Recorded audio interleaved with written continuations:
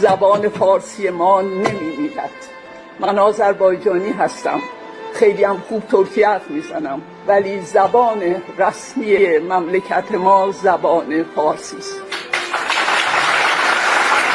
سلام به فردوسی، سلام به فرهنگ فردوسی پرور و سلام به ایران عزیز ما که جوانان تنهایش نگذارید. اونجاها خبری نیست به خدا. ما هم موندیم، ما هم سختی ها رو میشناسیم، ما از مریخ نیامده ایم، سال به سال این روزهای تلخ رو دیدیم. کفش قرمز براتون باز کردم، ایران رو تنها نذارید، فردوسی نمیبخشه.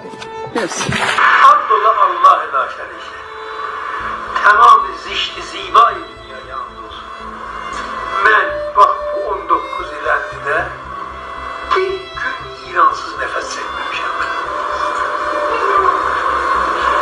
Değilsen benim her neyim, şerefim, imanım, dinim İran'mış.